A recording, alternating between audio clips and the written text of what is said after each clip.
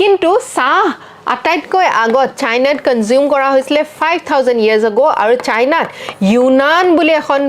province আছে সাউদাৰ্ণ চাইনাত এখন Yunnan বুলি এটা জেগা আছে সেই ইউনান প্ৰভিন্সত প্ৰথম চাহ খেতি কৰা হয় ঠিক আছে ক্লাইমেটটো আমাক লাগে কেনেকুৱা চাহ খেতি কৰিবলৈ এটা ট্ৰপিক্যাল সাবট্ৰপিক্যাল ৰিজন সাবট্ৰপিক্যাল মানে আমি গোটেই পৃথিৱীখনক মাজত এডাল ৰেখা পাওঁ যাৰ নাম হৈছে ইকুৱেটৰ এই ইকুৱেটৰৰ ওপৰত এইখিনি জেগা ঠিক আছে এই জেগাখিনি আমি ট্ৰপিক্স বুলি কওঁ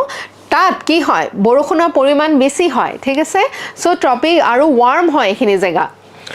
সূৰ্যৰ ৰশ্মি বেছিকৈ পায় কাৰণে এই জেগাখিনি গৰম হয় গৰম আৰু ইয়াতে well in hot যেহেতু এখিনি গৰম হয় আৰু হিউমিড হয় তাৰমানে ইয়াত বৰষুণৰ মাত্ৰাটো বেছি হয় ইয়াত আমি এনেকুৱা জেগাত আমাৰ চাহ খেতি কৰিবলৈ পৰা যায় ঠিক আছে টেম্পাৰেচাৰ বা তাপমাত্ৰা কেনেকুৱা লাগে